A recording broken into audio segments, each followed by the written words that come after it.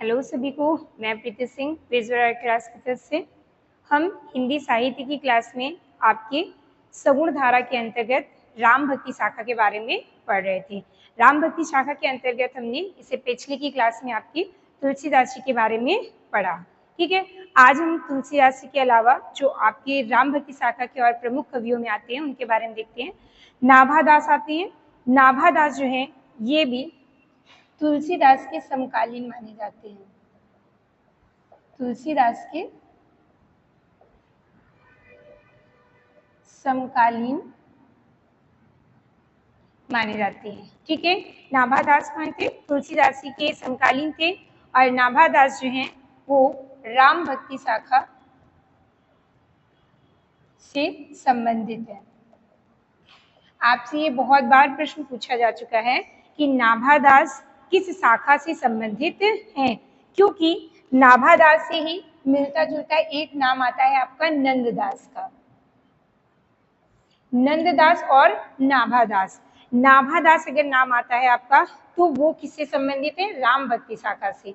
लेकिन अगर आपका नाम नंददास आता है तो नंददास जो है वो आपकी कृष्ण भक्ति शाखा से है। ठीक है, ये ऑप्शन भी आपको बहुत कंफ्यूज करता है और ये वाला क्वेश्चन भी आपके पास कई बार देखने में आता है कि नाभादास और नंददास इन दोनों में लोग ज्यादा कंफ्यूज होते हैं। तो आप ये ध्यान रखिएगा, अगर आपका नाभादास का नाम लिया जाता है तो वो राम भक्ति शाखा से संबंधित है, और अगर नंददास का नाम लिया जाता है तो वो किससे संबंधित है? कृष्ण भक्ति शाखा से। ठीक है, इसके देखिए नाभादास का जन्म जो है 1537 ईस्वी में हुआ था। नाभादास का जन्म 1537 ईस्वी में हुआ था व इनकी मृत्यु जो है वो 1643 ईस्वी में हुई थी। मृत्यु 1643 ईस्वी में हुई थी। ठीक है, नाभादास का समय काल जो है वो 1537 से 1643 ईस्वी तक माना जाता है। नाभादास जो है उनके गुरु, नाभादास के गुरु कौन थे? नाभादास के गुरु हैं आपके अग्रदास। नाभादास के गुरु के बारे में भी आपसे पूछा जाता है। इससे पहले की क्लास में हमने आपको बताया था अग्रदास और नाभादास की गुरु शिष्य परंपरा के अंतर्गत कृष्णदास पैहारी के शिष्य आपके अग्रदास आते हैं, अग्रदास के शिष्य आपके नाभादास आते हैं। और आपसे एक और ही क्वेश्चन मिलता है कि नाभादास के गुरु तो अग्रदास हो गए, लेकिन नाभादास के जो शिष्य हैं उनके नाम में आपके आता है प्रियादास का नाम। ठीक है, नाभादास की शिष्य कौन थी? प्रियादास थी। ठीक है, नाभादास का जो अन्य नाम है, नाभादास को अन्य किस नाम से जाना जाता है? नारायण दास। नाभादास को दूसरा नाम इनका है नारायण दास। नाभादास की रचनाएं, जिसमें से सबसे ज्यादा जो फेमस है वो है आपकी भक्तमाल। ठीक है, कौन सी रचना है? नाभादास की रचना है भक्तमाल, और इसके अलावा एक ये लिखते हैं अष्टयाम। नाभादास की रचना भक्तमाल और अष्टयाम है। भक्तमाल रचना जो है वो, इससे आपकी भाषा पूछी जाती है, भक्तमाल रचना किस भाषा में लिखित है? तो ये आपकी मिलती है ब्रज भाषा में। भक्तमाल किस भाषा में है? ब्रज भाषा में है। भक्तमाल रचना में आपके लगभग 200 कवियों का जीवन वृत्त देखने को मिलता है। ठीक है, भक्तमाल रचना में इन्होंने लगभग कितने कवियों को लिया है? 200 कवियों को लिया है। ये भी आपसे प्रश्न बना हुआ है कि भक्तमाल की जो रचना है उसमें कितने कवियों को उन्होंने लिया है। तो उसके अंतर्गत कितने कवि लिए हैं? 200 कवियों को शामिल किया है। ठीक है, भक्तमाल की रचना, इसमें ही 1712 ईस्वी में, भक्तमाल रचना में 1712 ईस्वी में नाभादास की जो शिष्या थी प्रियादास, प्रियादास ने क्या लिखा है? टीका लिखा है। और किस नाम से टीका लिखा है? रसबोधिनी शीर्षक से, रसबोधिनी शीर्षक से इन्होंने भक्तमाल पर टीका लिखी है। प्रियादास ने भक्तमाल पे टीका लिखी है 1712 ईस्वी में, और उन्होंने वो टीका किस नाम से लिखी है? रसबोधिनी नाम से लिखी है। रसबोधिनी की भाषा जो है ये भी आपकी ब्रज भाषा ही है, पर ब्रज भाषा के साथ इसमें जो है आपके कवित्व सवैया शैली में लिखी गई है। रसबोधिनी जो है वो आपकी किस में लिखी गई है? कवित्व सवैया शैली में देखने को मिलती है। ठीक है, भक्तमाल के बारे में हो गया। भक्तमाल के आपसे यही क्वेश्चन बार बार पूछे जाते हैं। भक्तमाल की रचना किसकी है? आपकी नाभादास की है। भक्तमाल की भाषा आपसे कई बार पूछी गई है। भक्तमाल किस भाषा में मिलती है आपको? ब्रज भाषा में। भक्तमाल में कुल कितने कवियों का जीवन वृत्त है? 200 कवियों को इन्होंने नाभादास ने लिया है। भक्तमाल पे टीका जो है वो किस सन में लिखी गई थी? 1712 ईस्वी में लिखी थी। किसने लिखी थी? प्रियादास ने। और किस नाम से लिखी है? ये टीका लिखी है भक्तमाल की रसबोधिनी नाम से। ठीक है, और रसबोधिनी नाम से जो प्रियादास ने टीका लिखी है उसकी भाषा उन्होंने ब्रज भाषा ही रखी है, लेकिन उसकी शैली जो है वो कवित्व सवैया शैली में इन्होंने इसको लिखा है। ठीक है, इसके बाद आ जाता है नाभादास की रचना अष्टयाम। नाभादास की रचना अष्टयाम जो है वो आपकी 2 शैलियों में मिलती है। एक ये गद्य में भी है और पद्य में भी है। ठीक है, अष्टयाम जो है वो आपकी गद्य में भी मिलती है और पद्य में भी मिलती है। अष्टयाम में इन्होंने 2 भाषाओं का प्रयोग किया है। जो गद्य में इन्होंने लिखा है उसमें इन्होंने ब्रज भाषा का प्रयोग किया है। नाभादास ने जो अष्टयाम गद्य में लिखा है उसमें इन्होंने ब्रज भाषा का प्रयोग किया है, और जो पद्य में लिखा है उसमें इन्होंने अवधी भाषा का प्रयोग किया है। ठीक है, नाभादास ने अष्टयाम 2 शैलियों में लिखा है, गद्य में भी लिखा है और पद्य में लिखा है। गद्य में जो उन्होंने लिखा है अष्टयाम, उसकी भाषा जो है वो ब्रज भाषा है, और जो उन्होंने पद्य में अष्टयाम लिखी है उसकी भाषा क्या है? अवधी भाषा में लिखा है उन्होंने। ठीक है, इसमें राम अष्टयाम की जो गद्य शैली में उन्होंने लिखा है इसमें राम और सीता के 8 प्रहरों का वर्णन है। राम सीता के 8 प्रहरों का वर्णन है। ठीक है, यानी कि अष्टयाम जो गद्य में लिखी गई है उसमें राम और सीता के 8 प्रहरों का वर्णन नाभादास जी ने किया है। ठीक है, और जो पद्य शैली में अष्टयाम मिलता है ये इनका दोहा चौपाई छंद में मिलता है। दोहा चौपाई छंद में, और इसमें भी जो है वो राम और सीता से संबंधित वर्णन इन्होंने किया है। ठीक है, तो आपको ये याद रखना है नाभादास जो है वो कौन से? राम भक्ति शाखा के हैं, और राम भक्ति शाखा के होने के कारण उन्होंने जो अष्टयाम लिखी है उसमें उन्होंने किसका वर्णन किया है? राम और सीता का वर्णन किया है। ठीक है, इसके बाद आपको देखते हैं नाभादास ने अपनी रचना भक्तमाल में बहुत से कवियों के बारे में अलग अलग बातें कही हैं जो पंक्तियां आपसे पूछी जाती हैं, या ये कह लीजिए कि नाभादास की पंक्तियां जो उन्होंने भक्तमाल में लिखी है। इनकी रचना ये भक्तमाल में ही ये पंक्तियां देखने को मिलती हैं। पहला, नाभादास जी कबीर जी के बारे में क्या लिखते हैं? कबीर कानी राखी नहीं, वर्णाश्रम सट दर्शनी। ठीक है, तो कबीर दास जी के बारे में नाभादास जी लिखते हैं। ये जो जितनी भी पंक्तियां हैं ये नाभादास की पंक्तियां हैं, लेकिन इन्होंने किस कवि के लिए कही है उसको भी याद रखना है कि ये पंक्ति उन्होंने किसके लिए कही है। पहली पंक्ति है इनकी, कबीर कानी राखी नहीं,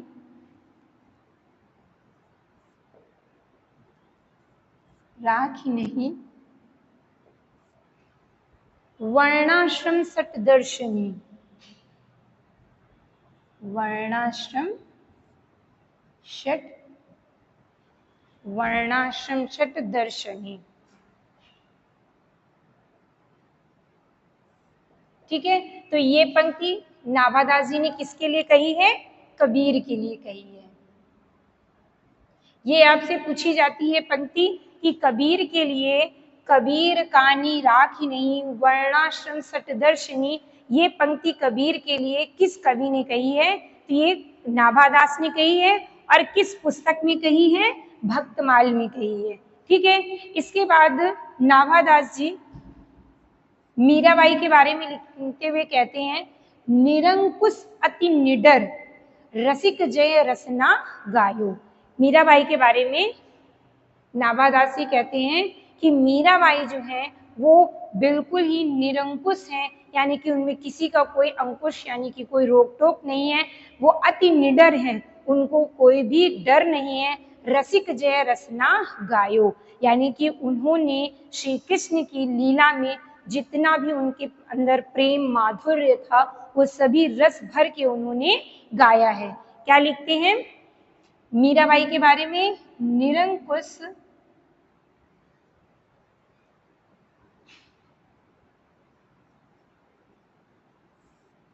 अति निडर, निरंकुश अति निडर रसिक जय न रसिक जय रसना गायो। जय रसना गायो। ठीक है, तो ये पंक्ति किसके लिए कही गई है? निरंकुश अति निडर रसिक जय रसना गायो, यानी कि ये पंक्ति नाभादास ने मीराबाई के लिए कही है। मीराबाई जो थी वो निरंकुश थी, किसी में उनके ऊपर कोई भी अंकुश नहीं लगा हुआ था। वो निडर थी, निडर हो करके उन्होंने श्री कृष्ण के प्रेम के बारे में अपने मन के सारे रसिक जय रसना गायो। उन्होंने बहुत सारे गीत गाए। इसके बाद नाभादास जो हैं वो तुलसीदास जी के संबंध में पंक्ति लिखते हैं। पंक्ति लिखते हुए कहते हैं, संसार अपार के पार को सुगम रूप नौका लिए, कली कुटिल जीव निस्तार ही वाल्मीकि तुलसी भयो। ठीक है, तो कौन सी है? लिखते हैं, संसार अपार को, संसार अपार के पार को सुगम रूप नौका लिए, सुगम रूप नौका लिए, कली कुटिल जीव निस्तारहि, कली कुटिल जीव निस्तारहि वाल्मीकि तुलसी भयो। वाल्मीकि तुलसी भयो। तो इसमें नाभादास जी ये किसके बारे में पंक्ति लिखते हैं? तुलसीदास जी के संबंध में लिखते हैं। तुलसीदास जी के बारे में, तुलसीदास जी के बारे में नाभादास जी क्या कहते हैं? संसार अपार के पार को सुगम रूप नौका लिए, यानी कि तुलसीदास जी जो हैं वो किसमें? कली कुटिल जीव निस्तारे वाल्मीकि तुलसी भयो। तो नाभादास जी अपनी पंक्ति में ये कहते हैं भक्तमाल में तुलसीदास जी के बारे में कि कली काल यानी कि अर्थात आपके कलयुग में निस्तारे हैं, जीव के निस्तारे यानी कि जीव को पार लगाने के लिए वाल्मीकि के स्वरूप में तुलसीदास जी पैदा हुए हैं, जिन्होंने संसार अपार के पार को सुगम रूप नौका लिए, यानी कि संसार को, इस संसार को पार लगाने के लिए कौन से सुगम रूप नौका लिए? एक नाव के समान यहाँ पर तुलसीदास जी को बताया गया है। क्यों? क्योंकि तुलसीदास जी ने कलयुग में ही रामचरितमानस की वर्णन किया था, और रामचरितमानस उन्होंने जो लिखा है उसमें जो मर्यादा उन्होंने बताई है, जो उन्होंने राम और सीता का वर्णन किया है, भाई भरत का, भरत लक्ष्मण का, तो वो एक मर्यादा पुरुषोत्तम जो रचना लिखी है वो किसके आधार, वो किस लिए लिखी गई है? संसार अपार के पार को, संसार को, इस भव जगत को, इस मोह बंधन को पार लगाने के लिए उन्होंने तुलसीदास जी ने जन्म लिया है। तो नाभादास जी की ये पंक्ति कौन सी है? संसार अपार के पार को सुगम रूप नौका लिए, कली कुटिल जीव निस्तारहि, वाल्मीकि तुलसी भयो। ठीक है। इसके अलावा एक और पंक्ति वो तुलसीदास जी के संबंध में लिखते हैं, त्रेता काव्य निबंध करी सतकोटि रसायन। तुलसीदास जी के संबंध में ही लिखते हैं क्या? त्रेता काव्य निबंध, काव्य निबंध करी सतकोटि रसायन, करी सति कोटि रसायन। ठीक है। तो ये पंक्ति भी किसके लिए कही है नाभादास ने? तुलसीदास जी के लिए कही है। ठीक, ये आपकी भक्तमाल में कुछ पंक्तियां हैं। इसके अलावा नाभादास जी सूरदास के संबंध में कहते हैं, नाभादास जी अपनी भक्तमाल की रचना में सूरदास के लिए क्या कहते हैं? विमल बुद्धि गुण और को जो वह गुण स्वननि धरे, सूर कवित सुनि कौन कवि, जो नहीं सिर चालन करे। यानी कि सूरदास, कबीर, तुलसी, इन सभी कवियों के बारे में नाभादास ने पंक्तियां लिखी हैं। सूरदास जी के बारे में क्या लिखते हैं? विमल बुद्धि गुण और को,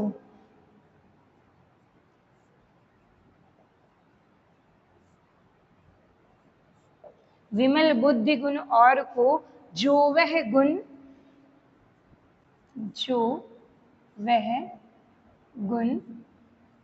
स्वननि धरे, सूर कवित सुनि कौन, सूर कवित सुनि कौन,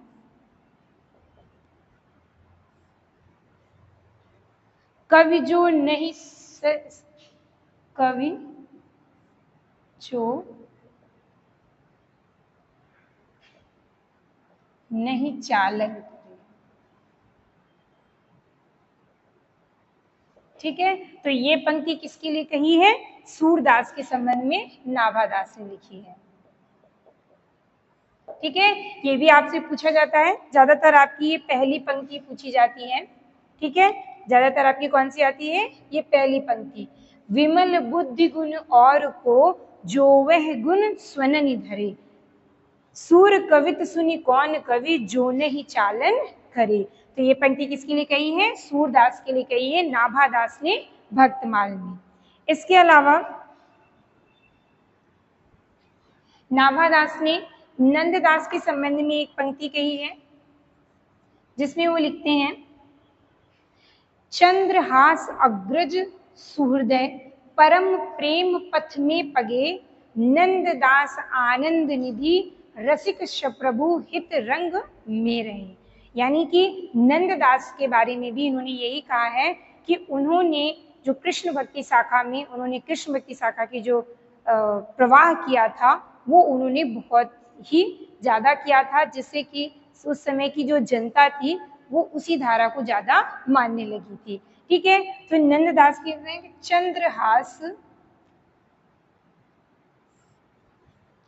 चंद्रहास अग्रज हृदय, अग्रज हृदय, परम प्रेम पथ में पगे, परम प्रेम पथ में पगे, नंददास आनंद निधि, नंददास आनंद निधि,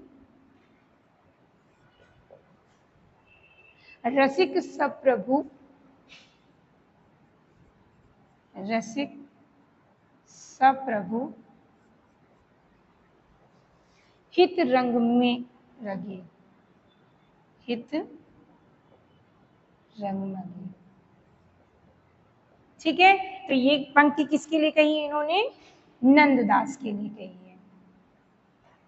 हमने जैसे आपको बताया भक्तमाल में नाभादास ने जो पंक्तियां कही हैं, आपसे ये जो पहली पंक्ति है ये ज्यादातर पूछी जाती है, क्योंकि दूसरी पंक्ति में उन्होंने कवि का नाम भी दे दिया है।